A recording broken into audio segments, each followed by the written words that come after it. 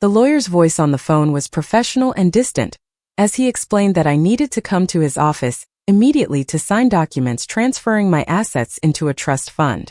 What he didn't mention until I arrived was that my son Marcus had created this trust exclusively in his own name, with himself as the sole beneficiary. I'm Eleanor Whitmore, and at 61 years old, I never imagined my own child would try to steal everything I'd spent 4 decades building. Before we jump back in, tell us where you're tuning in from, and if this story touches you, make sure you're subscribed, because tomorrow, I've saved something extra special for you. The morning had started ordinarily enough. I was in my garden in Portland, Oregon, deadheading the roses that had been my pride and joy since my husband Daniel passed away 8 years ago. The October air was crisp and clean, carrying the scent of wet earth and dying leaves. My phone rang just as I was admiring a particularly beautiful bloom, a deep crimson hybrid tea rose I'd named after Daniel. The caller identified himself as Jonathan Caldwell from Caldwell & Associates, a law firm I'd never heard of. His tone was urgent but measured, explaining that there were time-sensitive documents regarding my estate that required my immediate signature. He mentioned Marcus had initiated the process and was waiting at the office. My heart had swelled with unexpected warmth. Marcus taking an interest in helping me organize my affairs? Perhaps my son was finally growing up, finally showing some responsibility. I should have known better. I should have remembered the pattern that had repeated itself throughout his 36 years of life. But hope is a stubborn thing, especially in a mother's heart. I changed out of my gardening clothes into something more presentable, a navy blue cardigan and slacks, and drove the 20 minutes to downtown Portland. The law office was in one of those modern glass buildings near Pioneer Square, all sleek surfaces and expensive furniture. The receptionist, a young woman with perfectly styled hair, directed me to a conference room on the 14th floor. Marcus was already there, sitting at a long mahogany table with papers spread before him.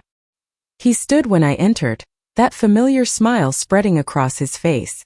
The smile that had gotten him out of trouble since he was 5 years old.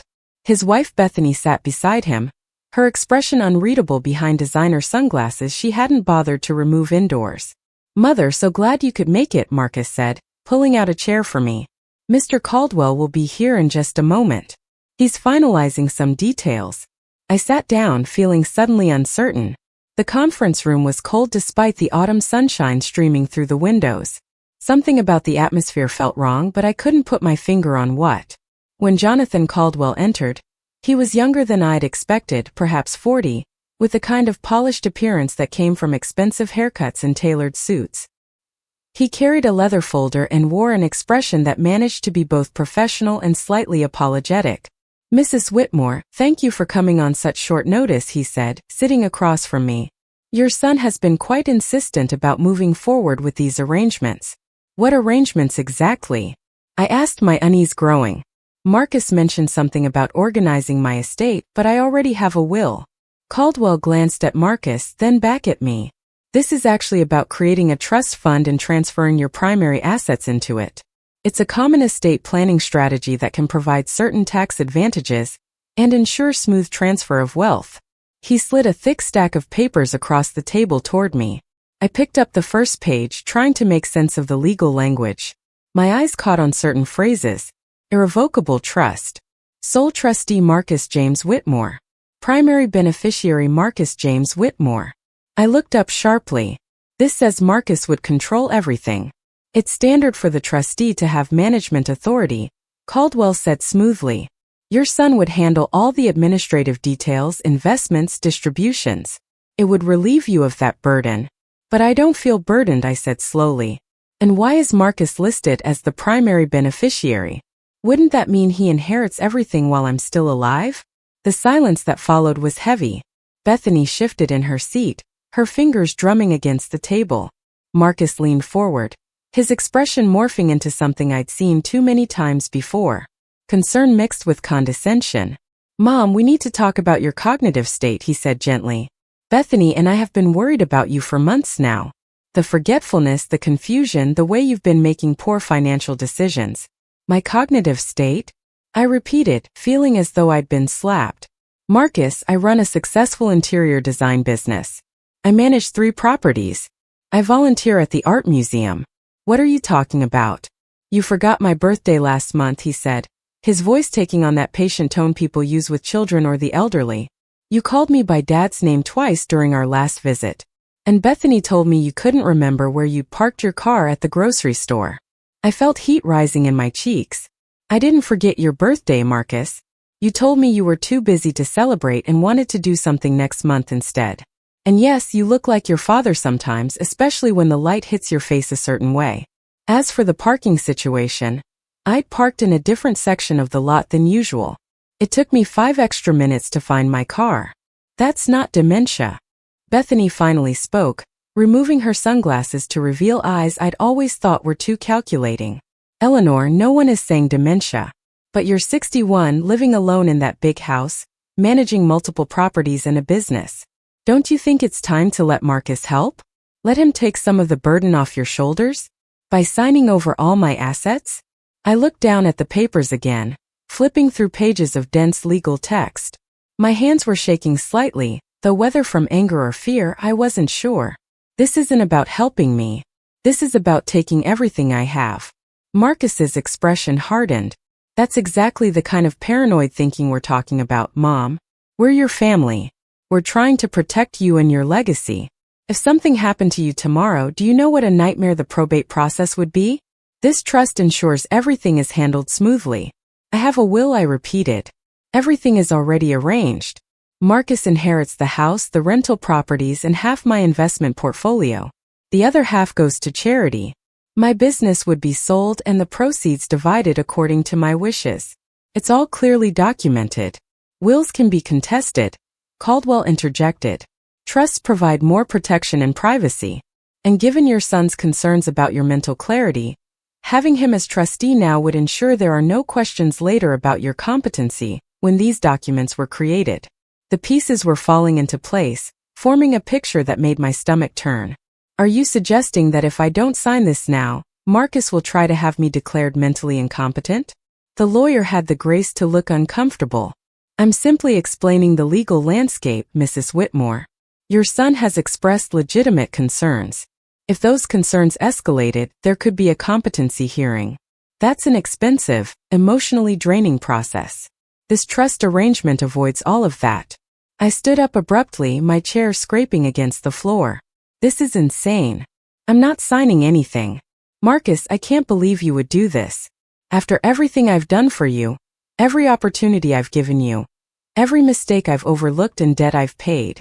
His face flushed red. Every opportunity you've given me? You mean controlling every aspect of my life? Criticizing every decision I made? Nothing I ever did was good enough for you. I put you through Yale, I said, my voice rising. I bought you your first car, paid for your wedding, gave you $50,000 to start your consulting business that you ran into the ground within a year. I've bailed you out of credit card debt 3 times. How is any of that controlling? You held it over my head, he shot back. Every gift came with strings, with expectations, with your disappointment when I couldn't live up to your impossible standards. This isn't about money, Mom. This is about finally being free of your judgment. Bethany placed a hand on Marcus's arm, but her eyes were on me. Look, Eleanor, let's all calm down. Nobody's trying to steal from you. We're trying to plan responsibly for the future. You worked hard your entire life. Don't you want to enjoy your retirement without worrying about managing properties and investments? I would enjoy it more knowing my son wasn't trying to rob me, I said coldly. I gathered my purse and turned toward the door. Mr. Caldwell, I assume I'm not legally required to sign anything today? Of course not, he said quickly. But Mrs. Whitmore, I would encourage you to at least consider the benefits. Perhaps take the documents home. Review them with your own attorney. I will definitely be consulting my attorney, I said. Just not about signing these papers. About protecting myself from whatever this is. As I reached the door, Marcus called out, his voice sharp with frustration. You're making a huge mistake, Mom. We were trying to do this the easy way. Is that a threat? I asked, turning back to face him. 'Cause it certainly sounds like one. He stood up, and for a moment I barely recognized my own son. His expression was hard, calculating, nothing like the boy I'd raised. Take it however you want. But things are going to change one way or another. I left the conference room with my heart pounding. Made it to the elevator before my hands started shaking so badly, I had to lean against the wall. The doors closed and I was alone, my reflection staring back at me from the polished steel. When had my son become someone I didn't recognize? When had his love turned into this cold calculation? The drive home was a blur. I kept replaying the meeting in my mind, trying to understand how I'd missed the signs that Marcus was capable of this. But the signs had been there all along, hadn't they? I'd just chosen not to see them. Marcus had always been what my mother would have called mercenary. Even as a child, his affection could be bought and measured in gifts and privileges. When he was 8, he told me he loved me most on Christmas morning. I'd laughed, thinking it was innocent honesty. When he was 15, he'd forged my signature on a check for $300.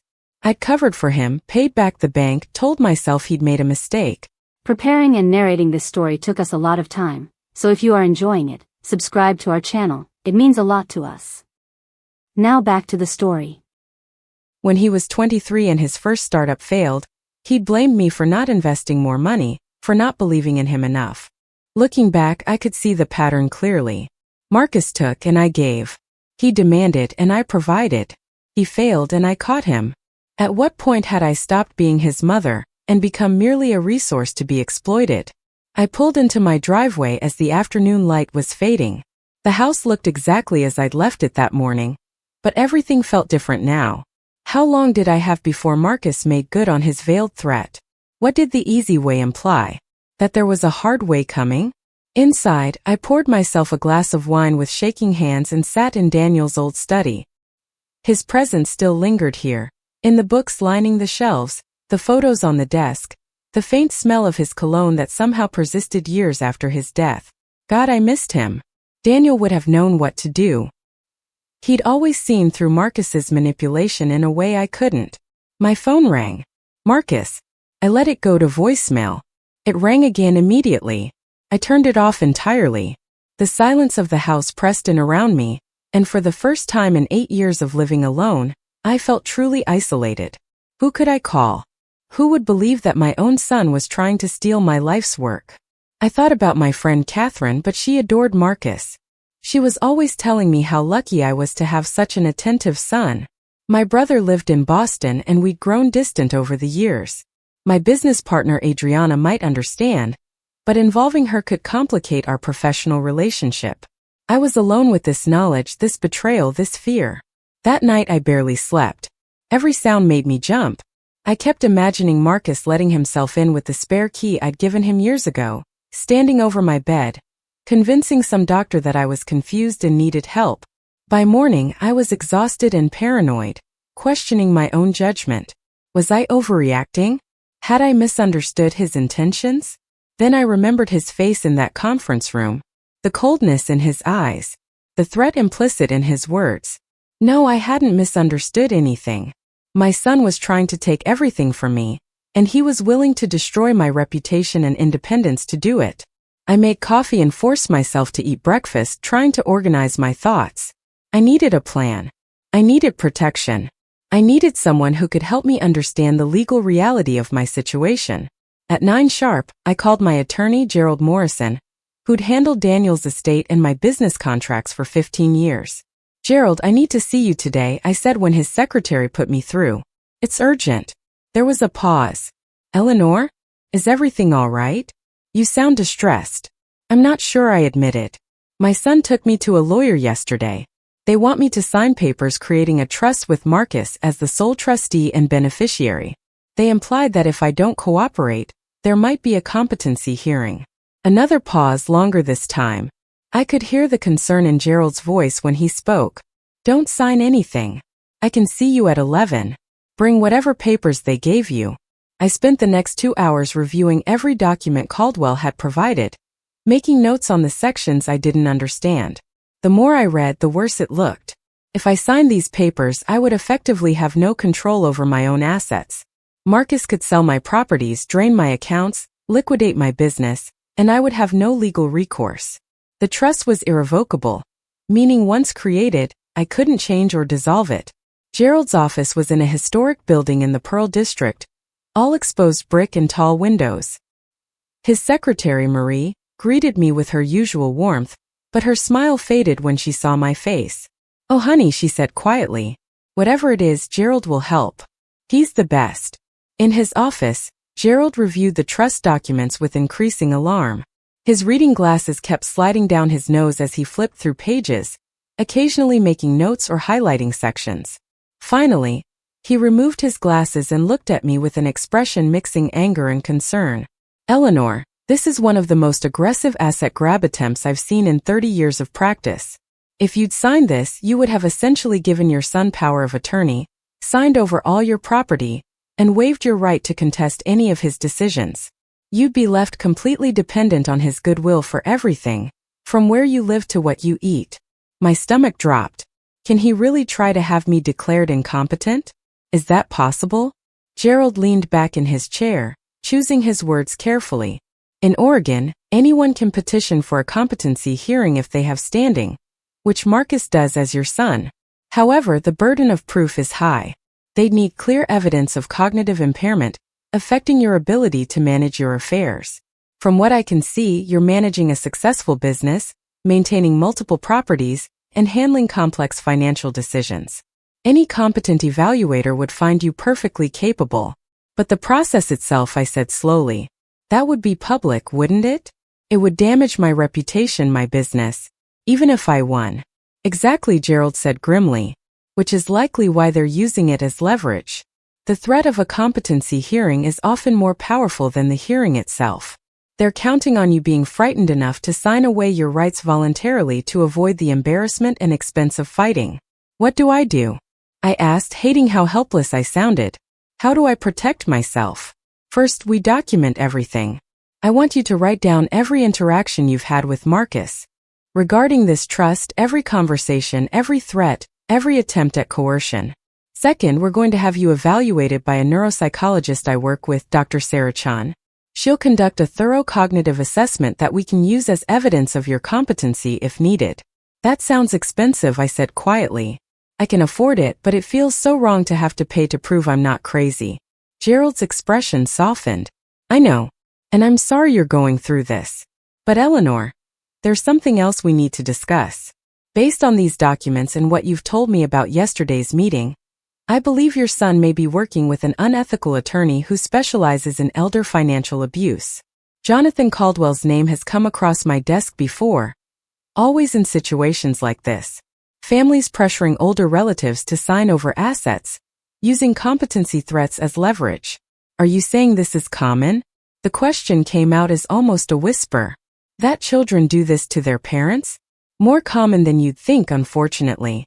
Gerald pulled out a folder from his desk drawer. I've handled 6 cases in the past 2 years alone. Adult children who see their aging parents not as people, but as assets waiting to be claimed. Sometimes it's greed, sometimes it's a sense of entitlement, sometimes it's resentment dressed up as concern. I left Gerald's office with a plan, but also with a heavy sense of dread settling in my chest. The cognitive evaluation was scheduled for 3 days later. And in the meantime, I was supposed to act normally, document everything, and avoid confrontation with Marcus. That last part seemed impossible when my phone showed 14 missed calls from him, and a string of increasingly aggressive text messages. The first few were almost gentle. "Mom, we need to talk. Please call me back." Then they escalated. "You're being unreasonable about this. We're trying to help you."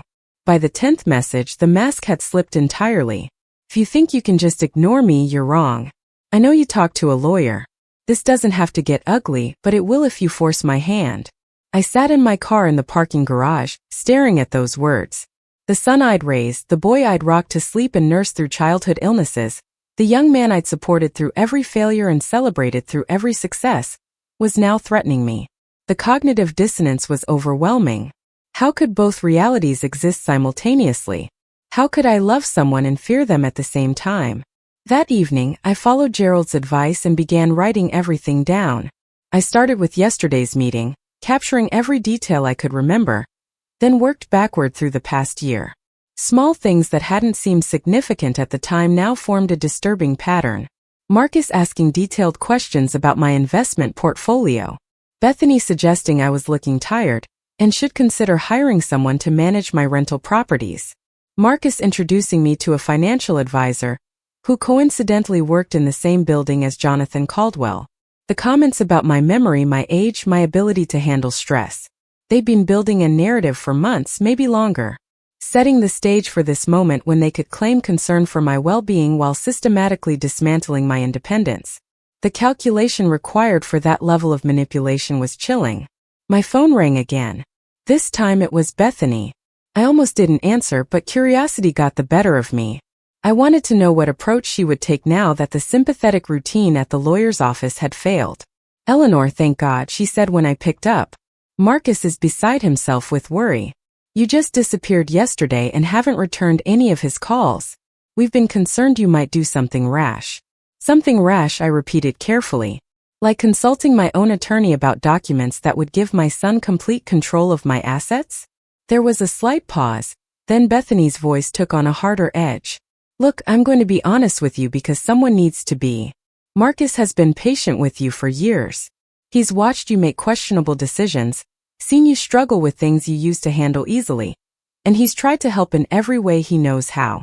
This trust arrangement is the culmination of months of research and planning to protect you." "Protect me from what exactly?" I asked, walking to my kitchen window. Outside, the garden was settling into autumn dormancy. The roses I'd tended that morning seemed like they belonged to a different lifetime. "From yourself," Bethany said bluntly. "You're at an age where cognitive decline can happen rapidly. You live alone, you refuse to acknowledge any limitations, and you're sitting on assets worth several $1 million. Do you know how many predators target wealthy older women? We're trying to make sure no one takes advantage of you. By taking advantage of me yourselves? The irony is almost funny. Listen to yourself, Eleanor. That paranoid response right there is exactly what concerns us. We're your family. Marcus is your only child. Everything you have would go to him eventually anyway. Why are you making this so difficult?" "Because it's my life," I said, my voice rising. "My money, my property, my choices. I worked for 40 years to build what I have. I'm not ready to hand it over to anyone, family or otherwise, especially when that family member is threatening me with competency hearings if I don't cooperate." Bethany sighed dramatically. "No one is threatening you. We're explaining reality. If you continue to behave irrationally, refusing help and making accusations against people who love you, then yes, we may have no choice but to pursue legal options to ensure you're protected." "That's not a threat, Eleanor. That's concern." The gaslighting was masterful. In a few sentences, she'd reframed my reasonable objection to financial exploitation as irrational behavior that proved I needed intervention. If I hadn't just spent 2 hours with Gerald understanding the legal reality, I might have questioned my own judgment. "I'm going to say this once, Bethany, so please listen carefully. I will not be signing any documents that transfer control of my assets to Marcus or anyone else. I am fully competent, and I have documentation to prove it.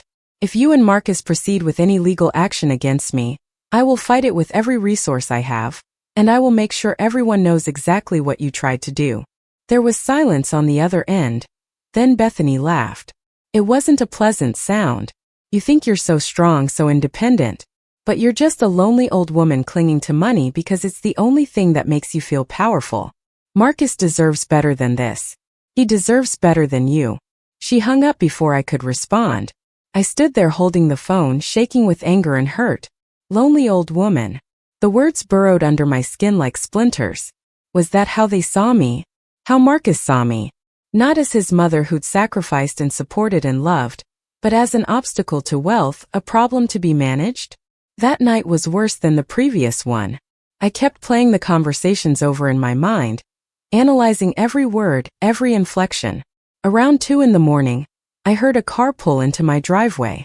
My bedroom is on the second floor at the front of the house, and I could see headlights through the curtains. My heart hammered as I crept to the window. It was Marcus's silver BMW.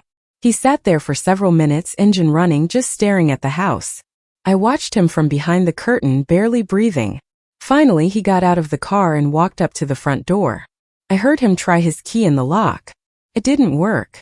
Earlier that evening, following Gerald's advice, I'd called a locksmith and had all the exterior locks changed. Marcus tried the key several times, then knocked loudly. "Mom, I know you're awake. I can see the light in your bedroom. We need to talk." I didn't move, didn't respond. After a moment he knocked again, harder this time. This is ridiculous. I'm your son. You can't just shut me out like this. The pounding continued for several minutes. Then I heard him walk around the side of the house toward the back door. I grabbed my phone, ready to call the police if he tried to break in. But he must have found that lock changed too, because I heard him swear loudly, then his footsteps retreated. The car door slammed and he drove away, tires squealing slightly on the pavement. I stood at the window long after his taillights disappeared, trembling. My son had just tried to let himself into my house at 2 a.m, presumably to pressure me when I was vulnerable and alone. The boy I'd raised wouldn't have done that. But that boy was gone if he'd ever really existed at all. Maybe I'd been so busy projecting the son I wanted Marcus to be that I'd never seen the person he actually was. The next morning, exhausted and anxious, I drove to the police station. Gerald had suggested documenting the incident, creating a paper trail in case Marcus escalated further. The officer who took my report was young and seemed uncomfortable with the domestic nature of the complaint. "Ma'am, did your son threaten you or attempt to force entry?" "No," I admitted. "But he tried to use his key after I'd explicitly told him he wasn't welcome, and he came at 2 a.m. That feels threatening to me." The officer nodded sympathetically, but explained there wasn't much they could do, unless Marcus made explicit threats or attempted to harm me. He suggested I consider a restraining order if I felt unsafe. A restraining order against my own son. The phrase felt surreal. But I took the incident report number and left, knowing that at least there was now an official record. My cognitive evaluation with Dr. Sarah Chun was scheduled for Thursday afternoon at her office in the medical complex near the university. I'd been dreading it despite Gerald's assurances that it was purely procedural. The idea of having to prove my mental competency felt degrading, as though my entire life and accomplishments meant nothing against Marcus's accusations. Dr. Chun turned out to be a woman in her late 40s with kind eyes and a calm demeanor that immediately put me at ease. She explained that the evaluation would take approximately 3 hours and would cover various aspects of cognitive function including memory, reasoning, language skills, and executive function. We'll also discuss your daily activities, how you manage your personal and professional responsibilities, and your social functioning, she explained. The goal isn't to find problems, Mrs. Whitmore. The goal is to create a comprehensive picture of your cognitive abilities. The testing itself was surprisingly engaging. Memory exercises where I had to recall lists of words or repeat sequences of numbers. Problem-solving puzzles that required spatial reasoning. Questions about current events and general knowledge. Tasks that tested my ability to plan and organize. I found myself actually enjoying some of it, appreciating the intellectual challenge. Afterward, Dr. Chun interviewed me about my daily life. I described my interior design business, explaining how I worked with clients to envision and execute complete home renovations. I detailed my management of 3 rental properties, the decisions about maintenance and tenant selection. I talked about my volunteer work at the museum, my garden, my book club, my travel plans for the following spring. "And your relationship with your son?" Dr. Chun asked gently. "Gerald mentioned there's been some family conflict." I hesitated, then decided honesty was the best approach. I told her everything. The trust fund scheme, the threats of competency hearings, Marcus's midnight visit, Bethany's cruel words. Dr. Chun listened without interruption, occasionally making notes. "How does this situation make you feel?" she asked when I finished. "Betrayed," I said immediately. "Angry. Frightened, if I'm being honest. I keep questioning myself, wondering if maybe they're right and I'm not seeing clearly. But then I look at my life, at everything I'm managing successfully, and I know I'm fine. The doubt itself feels like another form of manipulation." Dr. Chun nodded thoughtfully. "That's actually a very insightful observation, Mrs. Whitmore. People experiencing significant cognitive decline typically lack that kind of self-awareness. They don't question their abilities because they've lost the capacity to accurately assess them. Your ability to examine your own mental state critically is itself evidence of intact cognitive function."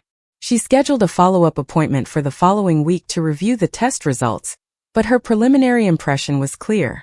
There was no indication of cognitive impairment.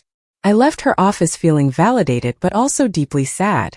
I just spent 3 hours proving I wasn't losing my mind because my son wanted to steal from me. What kind of world was this? That evening, I opened a bottle of the good wine Daniel, and I had been saving for a special occasion. There would never be a special enough occasion now, and I needed the comfort. I sat in the living room we'd decorated together, surrounded by memories of the life we'd built. On the mantel sat photos spanning decades. Our wedding day, both of us so young and full of hope. Marcus as a baby, then a toddler, then graduating from high school. Daniel's last birthday before the heart attack, his arm around my shoulders, both of us smiling. When had it all gone so wrong? I could pinpoint when I lost Daniel, that terrible morning 8 years ago when I woke to find him cold beside me. But when had I lost Marcus? Was it after his father died and he no longer had that counterbalance? Was it when I helped him financially and he learned to see me as a source of funds rather than a parent? Or had I never really had him at all? My phone buzzed with an email. It was from Marcus, sent to both me and Gerald Morrison. The subject line read formal notice. My hand shook as I opened it. The message was brief and clinical. Dear Mother, given your continued refusal to discuss reasonable estate planning, and your increasingly erratic behavior including changing locks and making false reports to authorities, we have no choice but to move forward with formal evaluation of your mental capacity. Please expect service of a petition for guardianship within the next 10 days. We take no pleasure in this action but believe it's necessary for your well-being and protection. Marcus. I read it 3 times, each word driving deeper like a blade. Guardianship. That was even more extreme than the trust fund.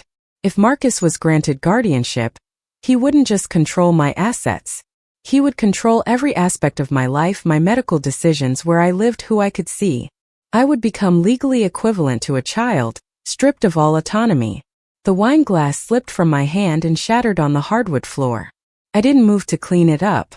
I just sat there watching the dark red liquid spread across the wood that Daniel and I had refinished together 20 years ago, thinking this was how my life was spreading out now, broken and staining everything it touched. Gerald called 10 minutes later, clearly having received the same email. Eleanor, don't panic. This is aggressive and frankly premature, but we knew something like this might be coming. Dr. Chin's evaluation will be crucial to your defense. How did it go today? I told him about the assessment, her preliminary impression, the way I'd felt both relieved and humiliated by the entire process. He listened patiently, then outlined our next steps. We would gather additional documentation. Letters from my business partner, my accountant, my clients, my doctor. We would create a comprehensive picture of a woman in full command of her faculties. And we would prepare for a fight. But Gerald, I said, my voice breaking. Even if we win, the damage is done. My clients will hear about this. My tenants, my friends, everyone at the museum. Marcus is destroying my reputation whether the petition succeeds or not. There was a long pause. I know, he said quietly. That's the cruelest part of elder financial abuse. The accusation itself becomes the weapon. But Eleanor, you need to remember something.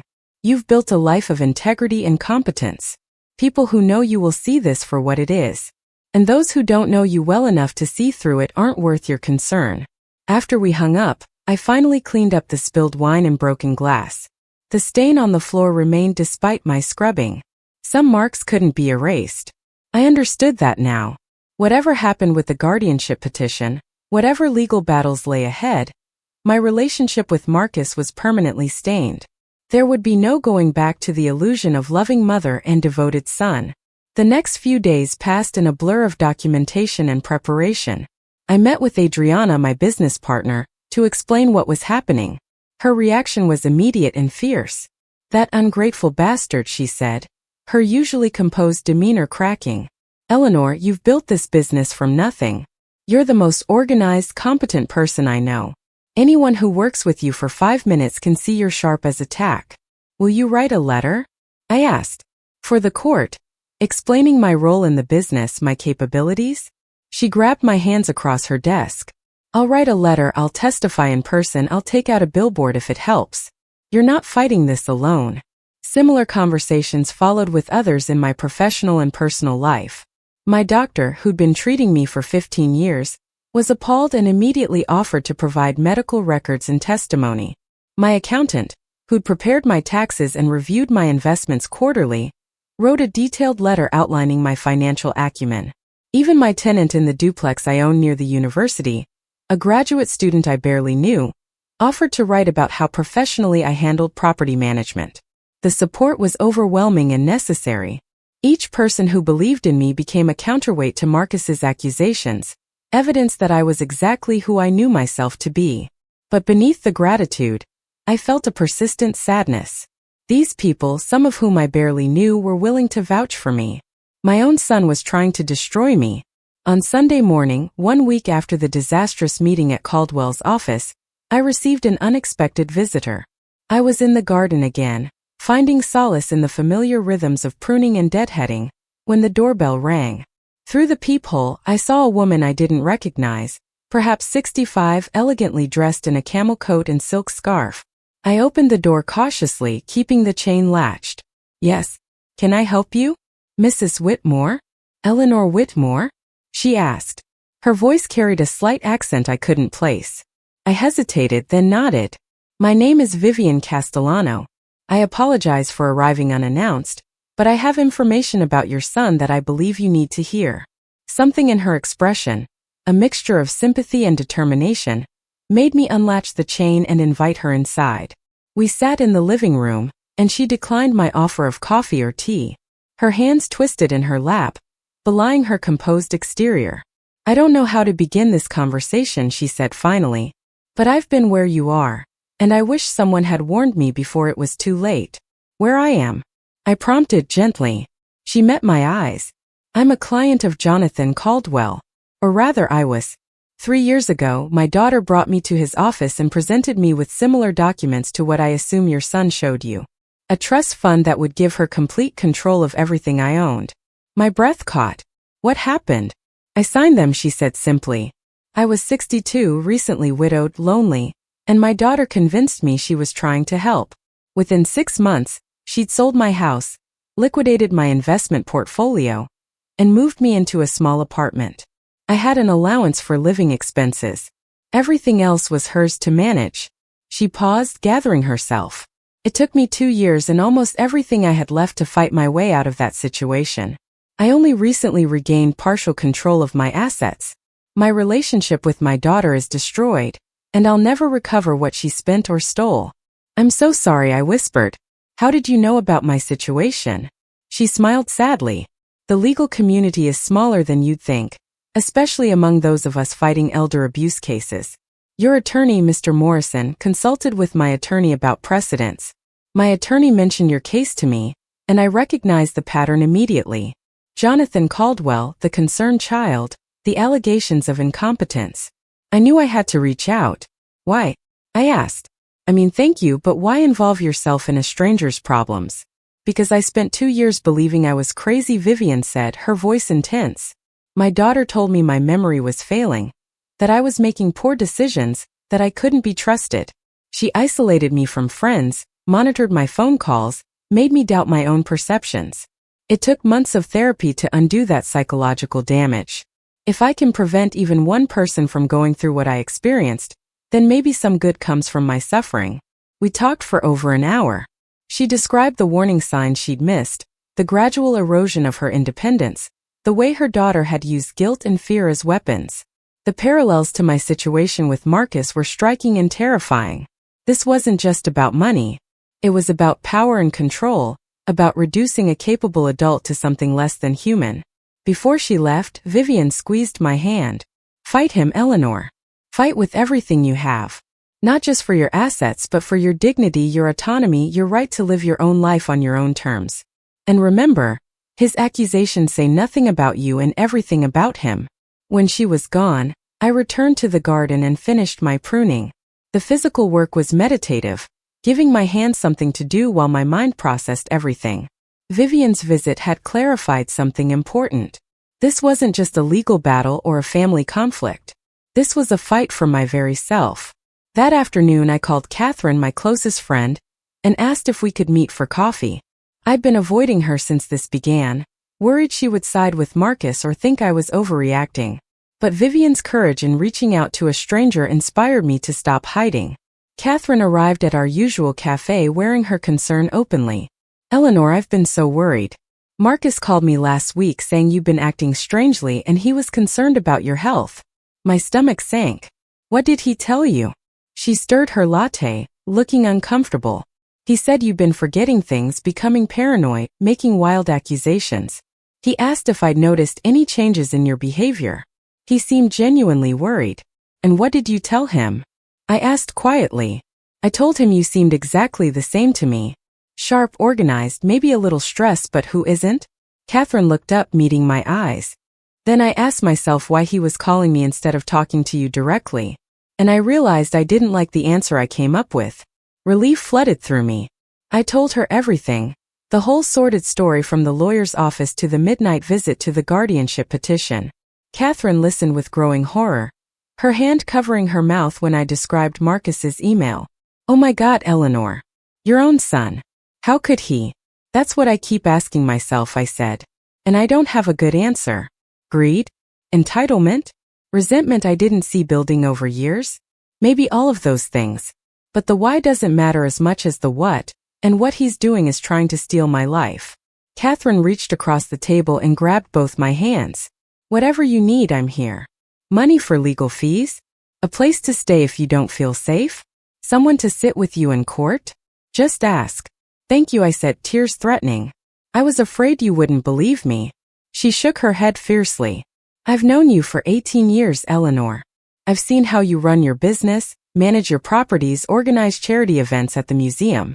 You're one of the most capable people I know. If Marcus is saying otherwise, he's lying, and I have to wonder why. We spent the rest of the afternoon discussing strategy and support systems. Catherine's unwavering belief in me fortified something that had been crumbling. I wasn't alone in this. I wasn't crazy. I had people who saw me clearly and would stand beside me. The following Tuesday, exactly 10 days after Marcus's email, a courier arrived with the formal guardianship petition. Gerald had warned me it was coming, but seeing the legal document still felt like a punch to the stomach. Page after page of allegations. Eleanor Whitmore demonstrates significant memory impairment. Eleanor Whitmore has made irrational financial decisions. Eleanor Whitmore exhibits paranoid ideation. Eleanor Whitmore lacks capacity to manage her personal and financial affairs. The petition was supported by affidavits from Bethany and from Jonathan Caldwell, who claimed I'd seemed confused and disoriented during our meeting. There was even a statement from a doctor I'd never heard of, a psychiatrist named Roger Hammond, who testified that based on information provided by the family, I likely suffered from early-stage dementia complicated by paranoid delusions. Gerald immediately filed a motion to dismiss based on Dr. Chen's comprehensive evaluation, which had come back exactly as she'd predicted. All cognitive functions within normal limits for age. No evidence of dementia, confusion, or impaired judgment. Superior performance in executive function and problem-solving tasks. The contrast between her professional assessment and Dr. Hammond's speculation based solely on Marcus's statements was stark. The hearing was scheduled for 3 weeks later. Those weeks felt endless, each day heavy with anxiety and preparation. Gerald deposed Marcus and Bethany, and I sat in his office listening to the recordings afterward. Hearing my son lie under oath was almost worse than the original betrayal. He described incidents that never happened, conversations twisted beyond recognition, behaviors I'd never exhibited. Bethany corroborated everything, adding her own fabrications about my declining hygiene and confusion about basic tasks. The most painful moment came when the court reporter read back Marcus's statement about why he was seeking guardianship. My mother is no longer the woman who raised me. She's become a shadow of herself, unable to make rational decisions, vulnerable to exploitation. I'm doing this because I love her and I can't stand by and watch her destroy everything my father worked so hard to build. The manipulation was breathtaking, invoking Daniel's memory as though he would have supported this theft. On the morning of the hearing, I dressed carefully in a navy suit that projected professional competence. Catherine insisted on coming with me, sitting in the courtroom gallery along with Adriana and several other friends who'd taken time off work to show support. Their presence steadied me as I walked past Marcus and Bethany, refusing to meet their eyes. Judge Patricia Henley was a woman in her 50s with iron gray hair and an expression that revealed nothing. She listened to Marcus's attorney present their case first, outlining the allegations and presenting the affidavits. Then Gerald stood and systematically dismantled every claim. He presented Dr. Chen's evaluation and called her to testify. She explained her methodology, the comprehensive nature of the testing, and her unequivocal conclusion that I possessed full cognitive capacity. Marcus's attorney tried to suggest she'd been fooled by a lucid interval, but Dr. Chen calmly explained that the testing was designed specifically to detect patterns of impairment that couldn't be masked by temporary clarity. Gerald then called Adriana, who testified about our business partnership and my central role in every aspect of operations. She brought contracts I'd negotiated, designs I'd created, and financial records I'd maintained. My accountant followed, explaining my sophisticated understanding of investment strategy and tax planning. My doctor provided medical records showing no cognitive concerns during any recent appointments. Finally, Gerald addressed Dr. Hammond's affidavit. Your Honor, Dr. Hammond never examined Mrs. Whitmore. He never spoke with her, observed her, or reviewed any medical records. His opinion is based entirely on information provided by the petitioners, who have a clear financial interest in having their mother declared incompetent. This isn't medical testimony. It's advocacy dressed in psychiatric language. When it was time for me to testify, I walked to the witness stand with my head high. Marcus's attorney questioned me aggressively, trying to catch me in contradictions or confusion. He asked detailed questions about my properties, my business operations, my financial accounts. I answered each one clearly and precisely, providing specific figures and dates without hesitation. Then he shifted tactics, trying to paint me as paranoid and vindictive. Isn't it true, Mrs. Whitmore, that you've accused your son of trying to steal from you? Yes, I said calmly. Because he attempted to pressure me into signing documents that would give him irrevocable control of all my assets while providing me with no oversight or protection. But your son loves you, doesn't he? He's always been devoted to you. I paused, considering my answer carefully. I believe Marcus loves what I can provide for him. I don't believe he loves me as a person, separate from my utility to him. That distinction became clear when I refused to cooperate with his plans. The attorney sputtered, taken aback by my directness. Your Honor, this kind of harsh judgment against her own child demonstrates exactly the paranoid ideation we've been describing. Judge Henley looked at me thoughtfully. Mrs. Whitmore, do you understand that if I grant this petition, your son would make decisions about your health care, your living situation, your finances? Yes, Your Honor, I understand completely. And that's precisely why I'm fighting it. I've spent 40 years building a life of independence and purpose. I'm not ready to surrender that to anyone, especially not to someone who's demonstrated that he values my money more than my well-being. Gerald's closing argument was powerful. Your Honor, what we have here is not a concerned son trying to protect a declining mother. What we have is a calculated attempt to seize control of significant assets by manufacturing allegations of incompetence. Every objective measure shows Mrs. Whitmore to be fully capable. The only people claiming otherwise are those who stand to benefit financially from her being declared incompetent. This court should not reward that kind of manipulation. Judge Henley took a brief recess, then returned with her ruling. I've reviewed all the evidence and testimony presented today. I find that the petitioners have failed to meet their burden of proof. Dr. Chen's evaluation is thorough and professionally conducted. The testimony from Mrs. Whitmore's colleagues and medical providers consistently describes a woman of sound mind and excellent judgment. In contrast, the petition relies heavily on subjective observations from interested parties and speculation from a psychiatrist who never examined the respondent. She looked directly at Marcus. Mr. Whitmore, I understand that watching a parent age can be frightening, but your mother has demonstrated today that she remains fully capable of managing her own affairs. This petition is denied. Furthermore, I'm ordering that you reimburse your mother's legal fees associated with defending against this action. The amount will be determined at a subsequent hearing. The relief was so overwhelming I nearly collapsed. Catherine rushed forward to support me as we left the courtroom. Behind us, I could hear Bethany's voice rising in angry protest and Marcus trying to quiet her. I didn't look back. They no longer deserved even that much acknowledgement. Outside the courthouse, Gerald pulled me aside. Eleanor, you should know that Judge Henley could have simply denied the petition. The fact that she ordered Marcus to pay your legal fees sends a strong message. She saw this for what it was and she's punishing him for wasting the court's time and putting you through this ordeal. In the weeks that followed, life slowly returned to a new version of normal. My business continued thriving. My properties remained well managed. My garden moved through its seasonal cycles. But everything felt different now, clearer somehow, as though a fog I hadn't noticed had lifted. Marcus never apologized. He paid the ordered legal fees but made no other contact. Through mutual acquaintances, I heard that he and Bethany had moved to Seattle.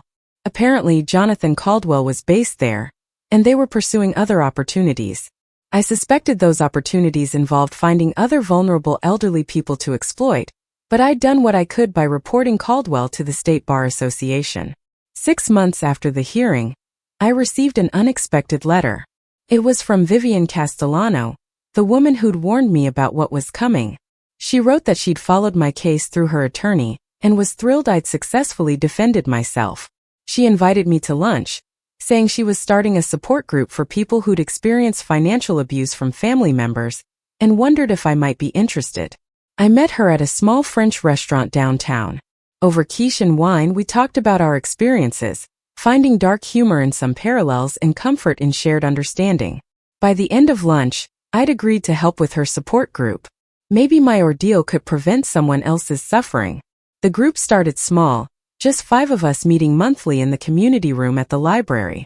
But word spread through attorneys and elder services organizations, and within a year we had 20 regular attendees. The stories were heartbreaking in their similarity.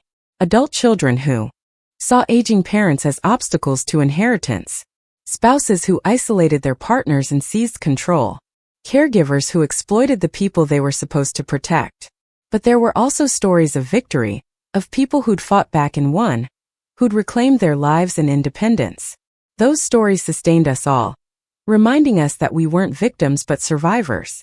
One evening, as I was leaving a support group meeting, I found Marcus waiting by my car. My heart jumped, old fear and anger surging, but I forced myself to remain calm. We stood there in the parking lot, the spring twilight soft around us. 2 people who'd once been mother and son, now strangers bound only by biology and betrayal. I didn't think you'd actually show up in court, he said finally. I thought you'd cave like you always did when I pushed. That's the problem, Marcus, I said quietly. I did always cave. I gave you everything you wanted because I loved you and I wanted you to be happy. But love without boundaries isn't love. It's enabling. I raised a son who believed he was entitled to everything I had, and I have to take responsibility for that. His face twisted. Don't try to make this about bad parenting. You were smothering, controlling, always with your expectations and your disappointment. I was trying to help you, he insisted. The trust fund would have protected you. You were never trying to help me, I said. You were trying to help yourself to what's mine. There's a difference even if you can't see it. He stepped closer and I instinctively moved back. I'm your son, he said, his voice cracking slightly. Doesn't that mean anything to you anymore?